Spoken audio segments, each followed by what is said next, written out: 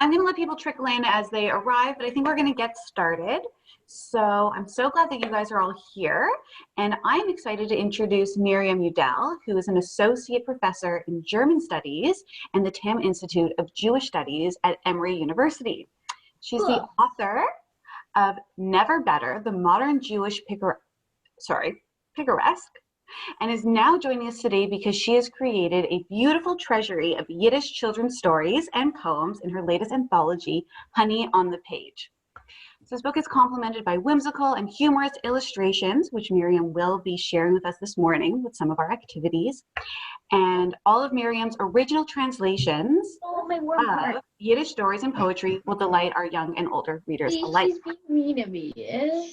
So I'm just going to give you guys a little quick mute. So today Miriam is joining us as we use Honey on the Page as a jumping off point to discuss where Yiddish stories come from and read some of these classic tales together. So hopefully both the Boobies and Zadies in our group and the parents and our younger generation will join us in conversation and some fun activities that we have planned. So I'm sure everyone's tired of hearing from me, so I'm going to mute myself and I am going to allow Miriam to take over. Right. So good morning. It turns out that our group is actually small enough that I can get to know everybody by name. And I want to do that by going around and asking both kids and grown-ups your own name and what you called your grandparents or call your grandparents if you are so fortunate as to still have your grandparents. So I'll go first. My name is Miriam, and my grandparents on my dad's side were a Bubby and a Zadie, and on my mom's side were Grandma and Grandpa. That's what I called my grandparents. And next I'm gonna call on the Melzers because I see a hand. So introduce yourselves, girls. And I'm Oleana, this is Leora. I call my grandparents, I call the ones on my dad's side Bubby and Pa, and the ones on my mom's side Safta and Saba. Okay, great. I see Dufferin, the Dufferins. Oh, you're muted. Can you unmute yourself? I don't know how to do it. Okay, you did it. Fine. I did? Okay, I am Safta, and I am their Safta. And I didn't know my grandparents because they died during the Holocaust. From my father's side, they died from epidemic, the Spanish epidemic. Wow. So this is the second time that I hear about it. But from my mother's side, they just died during the war. So I didn't know them, but I have grandchildren, they call me Safta. So Wow. I wanted Safta Shoshana, but just Safta. But just Safta was enough for little mouths, probably. Yeah. Okay. All right. Well, thank you for joining us. I see Estelle and Ian. Now I see your names. So tell us what you called your grandparents.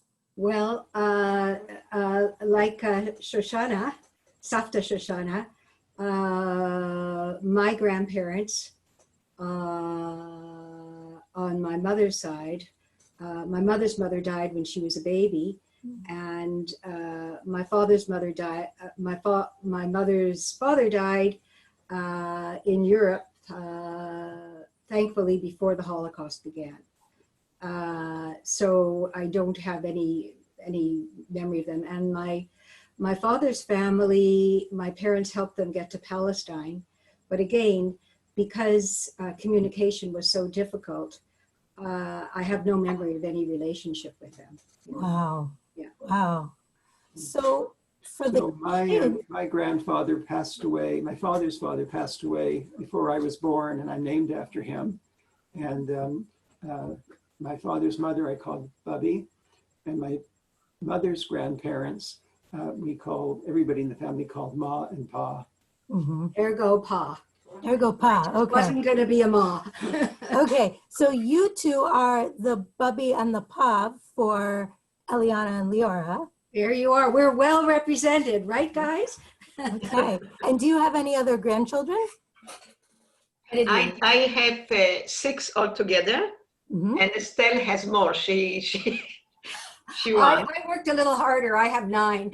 Wow. And do all of your grandchildren call you the same thing? Are you Safta Yes. for everyone? Yeah. And you're Absolutely. Yeah. Even her grandchildren, Oh, they're yeah. calling me Safta, and we are very close family. Yeah. So we celebrate all the holidays, and everybody thinks that I'm their Safta too. Yeah. They're So- very lucky. They've got extra grandparents. Extra grandparents, yeah. fantastic. All right. Izzy, what do you call your grandparents? I call my grandparents for my mom's side Bobby and Zadie, and for my dad's side Grandma and Zeta. Grandma and Zeta as opposed to Zadie. Yeah. Okay, good. So that makes a good distinction. Great. Is it the Wilderman family? Wait, you're still muted. You're muted. See if I can do it from my end. I can ask you to unmute, but I cannot unmute you. There you Yes, go. hi. It's my work account actually, so my last name is Zingerman, not Wilderman. Zingerman, okay. Yeah. What's And, your name and what's your daughter's name? Olga. Golda. And this is my daughter Yeva. So yeah, we speak Russian at home, and our grandparents in Russia, and so we call them in Russian. So how does that sound? Baba and Deda. Baba and Deda. Okay, excellent. All right. Okay. Is that Nathan and Sophia over there?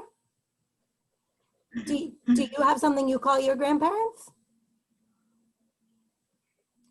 Let's see, are you muted? No, you're not muted. Tell us what you call your grandparents. We call our grandparents Bubby and Zadie, and on my father's side that were Russian, we call them Baba and Deda. Oh, okay, so the same thing. Yeah. All right, great. Okay, Stan, is that Stan Lakin? Do you have any grandchildren who call you something? Oh, you're muted. See if we can ask you to unmute. Sorry, Yeah, that's okay. technical difficulties. They call us Booby and Zadie. They call you Bobby and Zadie. And Yes. did you have the privilege of knowing your grandparents growing up? Pardon me? Did you have the privilege of knowing your grandparents? Did you call them something? Only the privilege of knowing my mother's parents, Mm-hmm. and they were Booby and Zadie. My father's were the Holocaust. Mm-hmm. Mm-hmm. And my father's parents, we called Bubby and Zadie, and my mother's parents, we call Grandma and Grandpa. Okay, all right. And I see one more square is Lauren, but I don't see Lauren, so maybe it's still pajama time over there. But if you want to jump in, Lauren, feel welcome. All right. So Thank you. we have a lot of different things that we call our grandparents. I think one thing that's really important to realize as we go around is that not everybody gets to know their grandparents. Not everybody gets to grow up with their grandparents. And if you are getting to do that, and now I'm really talking to the kids, that's an incredibly special thing to appreciate every time that you get to see them, to talk to them, to hug them. I don't know how many of you are having to be physically distanced right now.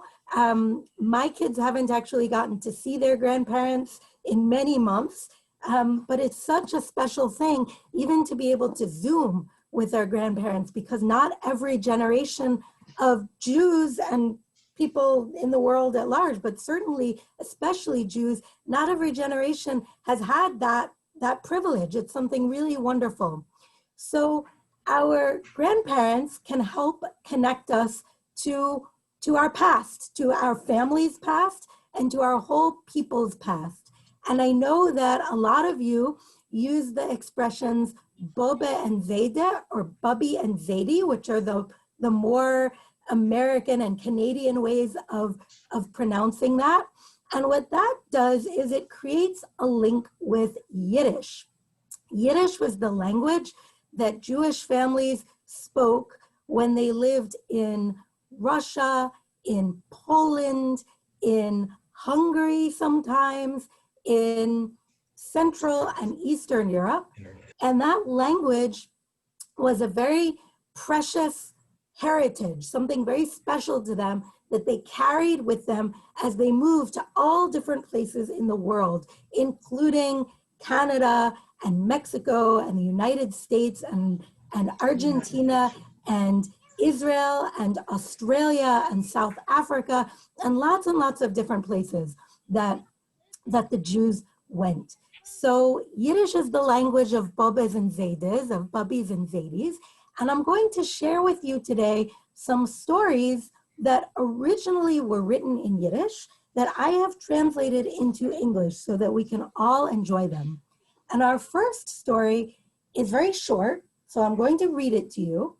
And then we're going to take a few minutes and do a project, a drawing project. And while kids are drawing, maybe I'll keep talking with the adults about some of the adult themes and aspects of this story and some of the other ones in my book, Honey on the Page. And then we'll come together and we'll share what we've drawn and what we've thought about.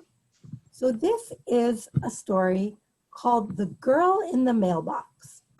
And it is by a writer who wrote for kids with the name Litman, which is short for Literaturman, and that's Yiddish. Can anyone try to guess, because the words are very similar to English, can anyone guess what Literaturman meant?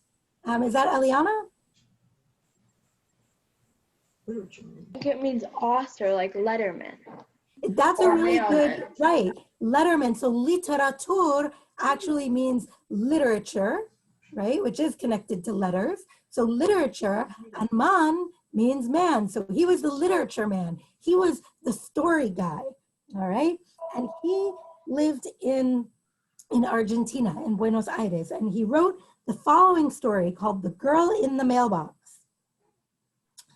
A father went with his little girl to mail a letter at the mailbox, but he made a mistake. And instead of throwing the letter into the box, he pitched in his daughter. Before too long, along came a mailman, none too clever, and he took the letters and the little girl out of the box and carried them to the post office. And now I want to share my screen because the artist who illustrated my book, Paula Cohen, drew this wonderful picture of the little girl in the mailbox. And you can see that she doesn't look too happy sitting in there. And there's the mailman ready to pick her up and take her back to the post office. Another fellow was at the post office. He looked over all the letters and found the girl among them. "What are you doing here, huh?" he asked. "My dad threw me into the mailbox." "Wow, and where's the address?" He didn't write one down. "And where are your postage stamps?" "I don't know." The man thought and thought. "We need to send you back, but I don't know where to." One of the letters heard this and said, "Oh, don't send the little girl back. I have 3 cents of extra postage. I'll give them to the girl." "That's too little." "I also have 1 extra cent," cried out a second letter. "And I have 2. Long story short, they scraped together enough postage to take the little girl along on the ship. The girl had a cheerful journey. Each letter had a different story to tell. Some were sad and others happy. Some told of good children and others of bad ones. When the ship arrived in Europe, a man showed up and asked each letter, letter, tell me whether you know where you're traveling to and where you're going." The letters replied, "I'm going to Lithuania. I'm going to Poland. I'm off to Petimity. Me to Reb Joel." When he got to the little girl, she didn't know what to say, and the man sent her back to Argentina.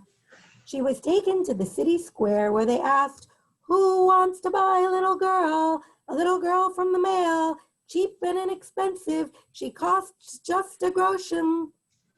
Soon the girl's father came running and said, how much does the girl cost? A groschen? Here, take 10 and give her back to me. And that is the end of that story.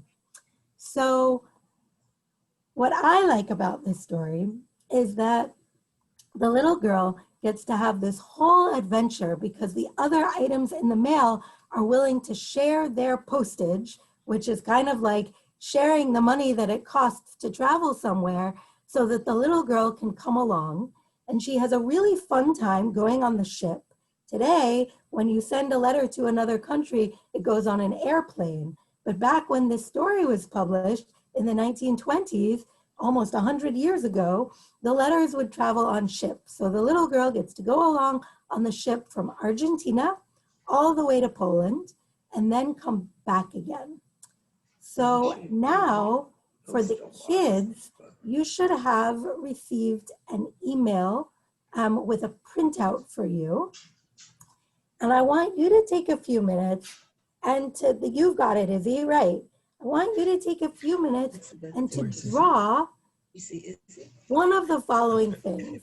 You could imagine something that the little girl saw on her journey from Argentina to Poland, something on the ship, something about when she was in the ocean, or something about when she reached the land. You could imagine something that she saw and draw that. Or you could imagine if you could be put into an envelope or a box and mailed anywhere in the world, where would you go? Draw us a picture of where you would go. Or if you want to just draw a picture on the postcard of some place that's special to you, that you like to think about, maybe a place that you visited, maybe the place where you live. If you would draw us a picture of a place that's special to you, that would be great. Books are something that allow us to travel far away in our minds, even at a time like this one, when a lot of us can't travel in reality. We can't get on an airplane or a train so safely. So this is a chance to use a book to think about traveling and going a long distance and getting to someplace really good that we would enjoy being. So I want to invite the kids to go get your crayons or your markers or whatever you like to draw with and draw us a picture of a place on the postcard. And in the meantime, we'll keep talking with the adults if they're interested. Did any of the adults have questions about the story or about anything oh yeah, question from the bakers, from Izzy. Are we supposed to glue this? Then are we supposed to write a letter then glue this to the back of this page? So the way that a postcard would work, have you ever gotten a postcard in the mail? Do you know what a postcard looks like? Okay, I should have brought a postcard down here to show you. It's a little bit old-fashioned, but a postcard is literally a card, like an index card is a card. It has two sides, right? You can flip it over. And on one side, there's a picture of a place. And on the other side, there's an area for the address, and there's an area for a very short message. You can say, dear so-and-so, I'm in whatever the place is, and I wish you were here. It's so beautiful, I wish you were here. Or you have a postcard, perfect. That's it. Golda's got a postcard. So see how it has a picture on one side and it has room to write a short message and an address on the other side? So that's the idea, that you're designing your own postcard. And if you want to, afterwards, you can cut it out and glue the two sides together back to back. And if you really want to, you could even mail it to somebody. You might want to laminate it first so that it will stand up through the mail. But that's a postcard. I don't have an email. I don't have an email from you. You don't have an email with... You send me, just type in the chat your email account and I'll send it to you right away. And Ellie will get it to you. But we don't have mail. We don't have mail stamp. We can't. It's okay. We can find a sticker somewhere. All right. So grown-ups, do you have any questions so far about anything I've said or about? Let me hear. This smells good. Why don't you take this one's already sharpened? Oh, I didn't know.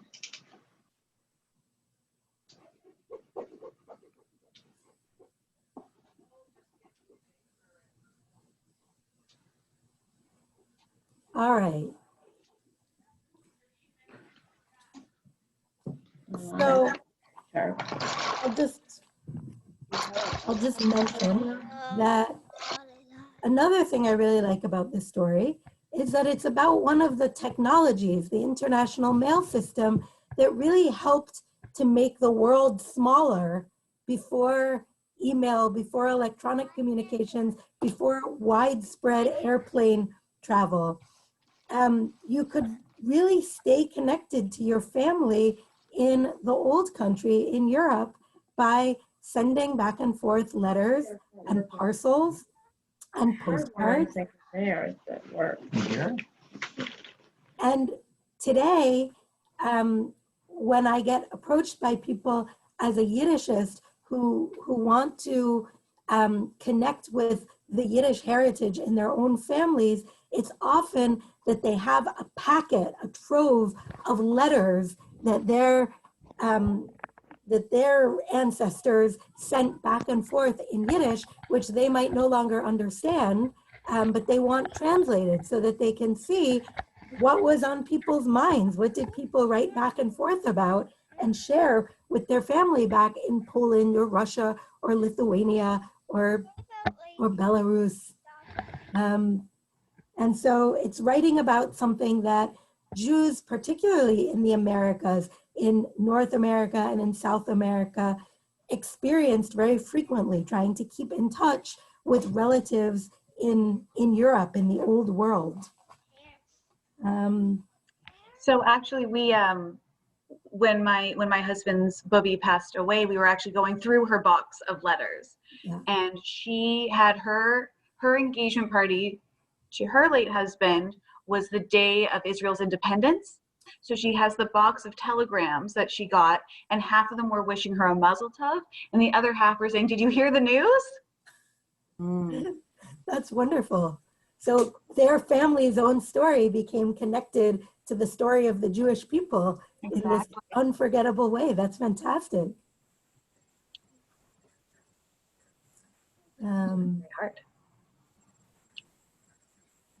So I'll also mention for the adults while the kids are drawing that I organized this anthology thematically. It goes theme by theme. It starts with Jewish holidays, and then it moves on to Jewish history, and then it goes to folk tales, fairy tales, fables, the sorts of literary genres that we might expect to see in pretty much any culture, but these of course are Jewish and Yiddish versions of those.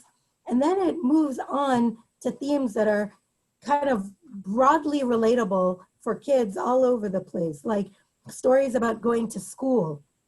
And then it moves on to what I call life's classroom. So the little girl getting sent through the mail from Argentina to Poland, that's part of the section in life's classroom. And then finally it concludes with a section on the Jewish family. And it looks like some people are already ready to share. So Aliana and Liora, do you want to unmute yourselves and tell us about what you drew? Well, Liora drew the picture. I just copied it in mini version. Okay. Okay, so what I drew is a place I want to go. It's the Canadian Shields. Or what are the big Mountains? No, the Appalachian Mountains, actually. I was wrong. I think it was the Rocky Mountains. No, it was the Appalachian Mountains. Yeah. Okay. And here's the where I wanted picture. to go. Let's see the picture. And here's my mini version. Beautiful. Oh, wait. Oh, that looks great. So what would you do in the mountains? Would you hike? No, earlier, no. Hi. Okay, yeah, I would hike. Liora really likes climbing things. You like climbing things? I would climb to the top of the mountain and then make a house No, you wouldn't. Fire, but No, you wouldn't. no, I guess there's lots of trees. So basically, no, in there. I would just be at the top. Maybe I'd bring. You'd probably climb a tree there. Yeah. so Whenever- you could use things to climb. You could really use a mountain. Like something you do. Yes. I Leora, would take a flag and put it on the top of the mountain. Leora, whenever we go on a hike with Emmett and the other kids, I think, oh, if only Leora were here. Emmett climbs partly up the tree, but you would have been at the very top of the tree every time. Well, I hope you get to go soon to the mountains. No, Ottawa. Ottawa, okay. First, then whatever mountain you want. Okay, all right. No hills are not. That's right. That's right. Priorities, all right. It would be twice as much fun if you guys were here. Does anybody else have a picture that they're ready to share?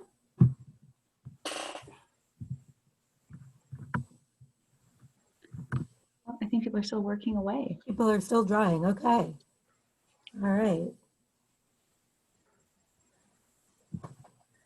Miriam, where would you travel to if you could be stuck in a mailbox and not have to deal with the pandemic? So I grew up in Miami, and one of the difficult things for me about living in Atlanta is that it's landlocked. I feel like I just need to get to a beach about once a year to kind of reset my inner something. So I would, and my mom is still in Miami, so I think if I could be mailed anywhere, I would probably go see my mom and go to the beach in Miami. And my dad is in the Berkshires in Western Massachusetts. And I also love seeing, you wouldn't call them mountains, you would call them hills. The locals call them the mountains, but they're really the Berkshire Hills. And I would love to be there and spend time with my dad and my brother who live there. So those are the places that I would be mailed to if I could be mailed anywhere safely. And being emailed is not the same as being mailed, is it?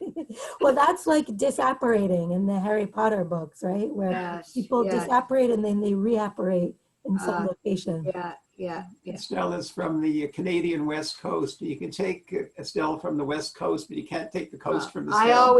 I'm always looking to the north to see the hills. Okay. In our case, we're very lucky because we have these little Gatineau hills. Okay, they hardly qualify as hills, but and then looking to the west for the ocean. I want the opposite of you, Estelle. I want to go back to the prairies because really? no one wants to do this, and I get that, but I need to get to Winnipeg real quick because my parents, who are Baba Sue and Zeta Howe, they have not seen my son Joey in exactly a year. We were supposed to go for Pesach, and we shut down that trip a week before, and then they were supposed to come in May, July, and October. So I am getting shipped to Winnipeg. I have a big box, and I'm ready to go. Yes, a big box that will include your son. There's air holes for him. Yes, air holes. Good. Yeah, we're good. Ready to go. Yeah. All right. Are any other kids ready to share drawings or places with us? Almost. Almost. All right. I would like to share a story in our family about letters. So my grandmother's sister, her name was Yeva, the same as my daughter's name. She met her husband in the beginning of World War II. And so they married, and shortly after he was deployed to the army. And so I have a box of letters between them. When he was a soldier, actually an officer, and she was in evacuation. She was evacuated from Ukraine to some places in Asia, like Soviet Union, Kazakhstan or Uzbekistan, something like that. And among those letters, there is one letter in Yiddish. So she wrote to his parents, and another letter back from them, also in Yiddish, and I can't read them. So those are kind of mystery letters for me, so I don't know what. So there are people who do this translation. I know. If you want to get in touch, I can help refer you. Yeah, but I want to learn to read in Yiddish. So no, that would be even better. That would be a good pandemic goal. Great pandemic hobby. That's right. My school teaches Yiddish. Your school teaches Yiddish? Yeah, we like learn Yiddish every once a week or something. Twice a week actually. That's great because Yiddish is such an expressive language. Izzy, it looks like you have something to Yeah, say. it's basically Hebrew. We learn Yiddish on Zoom 2 times a week. Oh, really? That's fantastic. Oh. Do you have a drawing to share with us, Izzy? All right. Yeah. Still working on it. I'm still working. Can you hear me? No, that's Lauren. So you know what? I think maybe we'll keep going and kids can keep drawing. I'm curious about whether there are any other family stories that have been handed down. Oh, many, many. Hello, it's me. Yes. Oh, we can hear you. Can you hear us? Yeah. Yes. Is there one you would share? So we are from Poland. We were and we went to a Hebrew school, a Jewish school, and in Jewish school he learned Yiddish. And I think I learned only very little because after in 57 we went to Israel. Mm-hmm. So I learned 1 year Yiddish, but he learned many years. So he can read better than I do. Mm-hmm. And I understand Yiddish and can speak a little bit because of the neighbors that spoke Yiddish around us. So Yiddish is a very known language to us. We went to school, to Yiddish school. We study Yiddish. We know the grammar. We don't understand. They were trying to teach me, not successfully. What did your family We went to school, Yiddish school. Do you hear me there? Yeah. Yeah. Our name, Udel Parrots. School. Parashula. Oh, again disappeared? Do you hear me? We studied for 7 years there. I studied for 7 years. How come we don't see the picture? We disappeared? Okay. We hear you. We see you and we hear you. Yeah. We hear you and we see you. Yeah, Jam. All our teachers, everybody was Jewish. We were in a city that majority of them, they were Jews. And we study Yiddish. That's the story of Yiddish. And Udel parents, that it's not so famous here. We went over there. What else we... All right. And it looks like Yeva is ready to share with us. Pardon? No, that's Yeta. Beautiful. Yeva, what are we seeing? A house at the cactus. A house. House on a hill, yeah? On a hill with a bird and sun and 2 trees. So that's one. Beautiful. Where? Dear Grandpa, I wish that. Can you read what that? What did you write? No. Okay, so Yeva wrote, "Dear Grandpa, I wish that you came to Canada again." Yeva. Wow. Beautiful. And what is the place we're seeing? Yeva, is it your home? Is that your house? That you want your grandpa to be able to visit? Yeah. Okay, well, I hope he does get to come again soon. Again. We hope so. We don't know. Nobody knows. It's a very strange time. Yeah. Maybe. Izzy, do you have a picture you want to show us?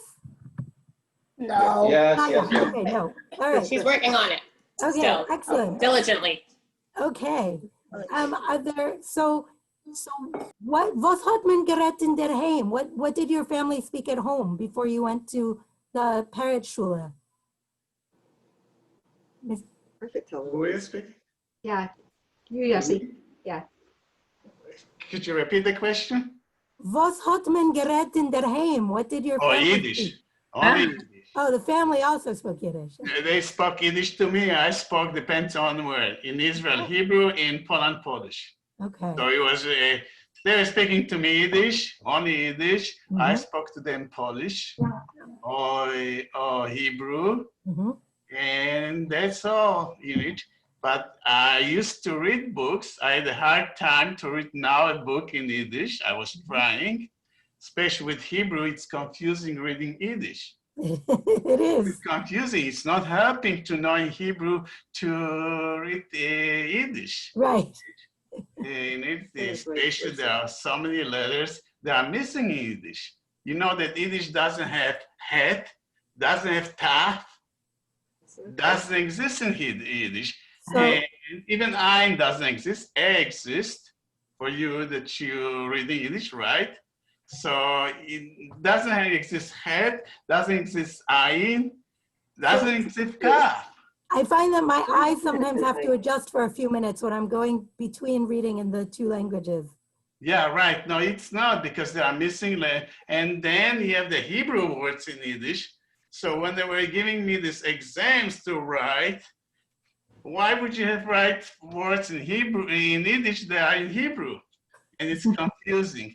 But anyways, Yiddish is a lot easier to read than Hebrew. Yeah. In it. And it's a nice with my hand. Phonetic, yeah. Yossi, I actually, one of my memories from childhood is my parents got Der Tag. Was it called Der? No, the forward. The forwards. Yeah. There was also Der Tag. That's right. I think many families who grew up in Yiddish got that paper. And my mother, I could read Hebrew at that point, you know, whatever, grade 2 or something. And my mother would teach me Yiddish. And I agree that Yiddish was a lot easier to read. My mother used to pray, and she has a siddur in Yiddish. And she would come and read all things in Yiddish. I was looking on it. And she would go over the complete siddur in Yiddish. In it, she would sit in the corner and pray in Yiddish. Sie versteht Yiddish. She understood it. She could understand. Yeah, no, she put it in it. So that's the story of the great Yiddish. I went to a show here too, first time, and it was about Yiddish theater. And mainly there were people from Romania. They were more advanced in Romania. Theater and everything else exists in Romania that came here. We went to Poland too, and we saw they have still Yiddish show in Poland. They're having there, you go to the show and they play. If you go to all the cities, Russia and Krakow, you see pictures on houses, on buildings, and they're in Yiddish. And story in Yiddish and everything else. So the country that didn't want us, now they're going back and going in Yiddish. It's starting to be popular in Poland. Yes, I've heard that. And the same thing in Israel. My time in Israel, I didn't want to speak Yiddish because it was some way against this new culture, Gola culture, to speak Yiddish, right? Sure. I was so ashamed when my parents would speak to me Yiddish and my friends would see me. Yeah. Now it's the opposite. Everybody goes to their roots. Yiddish is developing it, and people studying Yiddish now. And they know Yiddish, not like me trying to speak Yiddish only. Right, right. So there are a lot of connections to Yiddish in our own families and in the larger world. And so our time is getting a little bit late. So I want to leave you with a beautiful poem that furnished the name of today's session. It's called Where Stories Come From. And it's by Ida Maze, who emigrated from Poland to Montreal. And she spent most of her adult life living in Montreal, writing her own poetry, and also serving as a kind of a mame to the Yiddish cultural scene. If a writer would come from Europe and need a place to stay or a warm meal or a little bit of support, her house was like the first stop where they would go.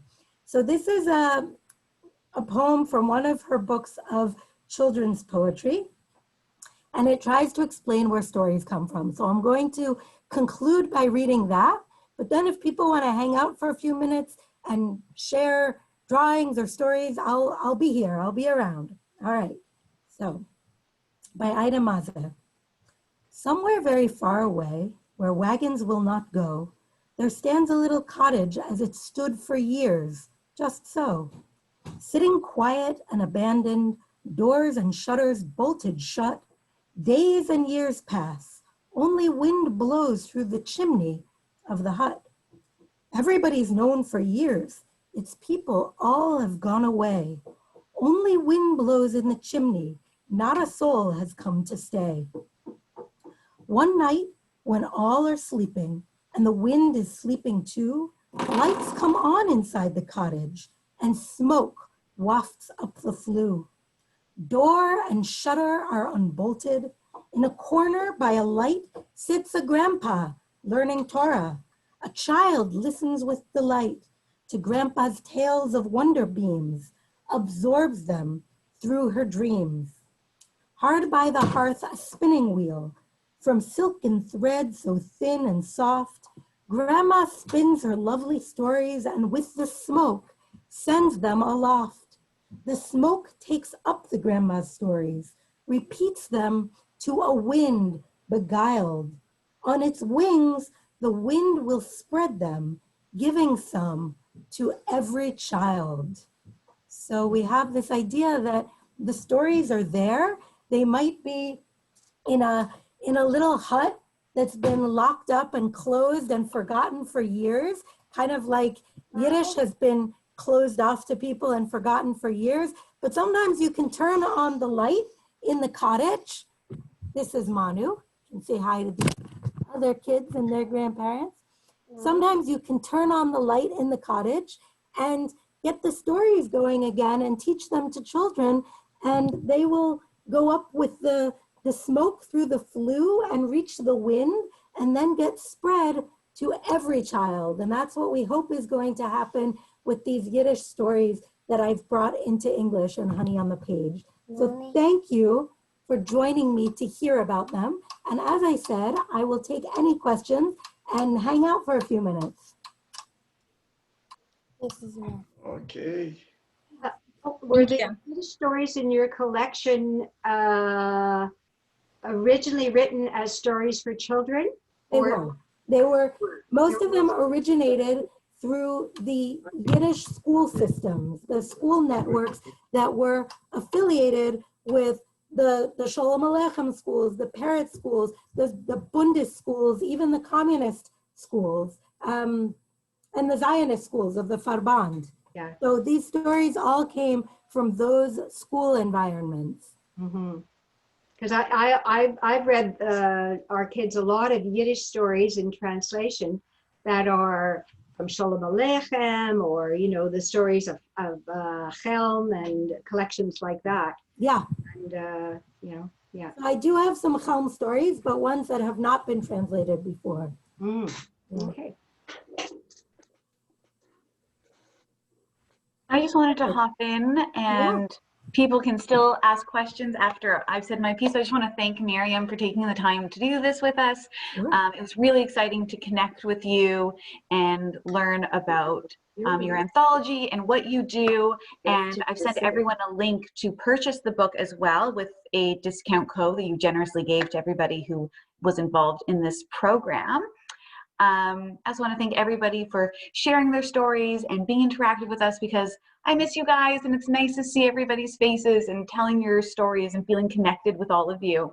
I'm going to do like a quick little pitch, because we do have a few programs coming up that I hope I can see you guys at as well. We've got a virtual challah bake on November 5th with Carmela Grover, who will be leading it.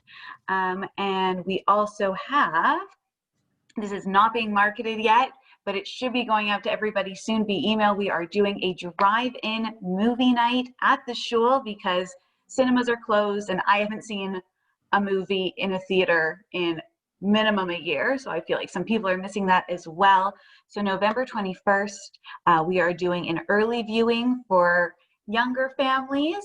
We are showing Onward and doing a Havdalah service all together, and a later viewing for our older congregants, or young as well, is Keeping the Faith. So stay tuned to find some more information on that.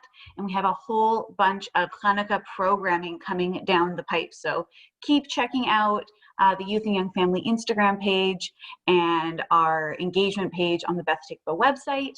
And you guys can also always email me if you're looking forward to something, if you have questions, or if you have ideas of things that you want to see through the shul. I feel like Izzy's done her drawing and I want to see it. So I'm going to stop talking. Thank you so much, you guys.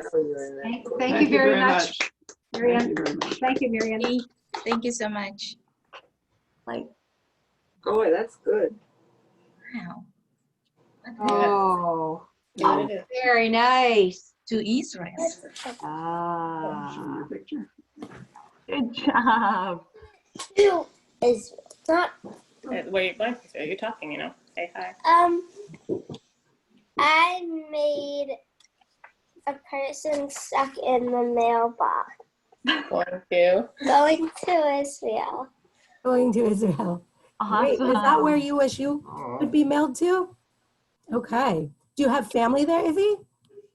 No, you just like going. Have you been yet? Okay. Well, I hope you get to go before too long. Go safely and come back safely. Thank you.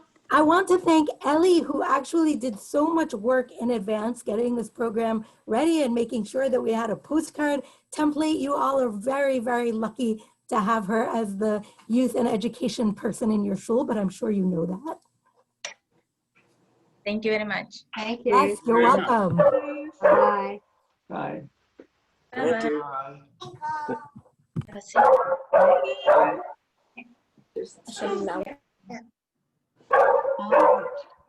Bye-bye. Bye.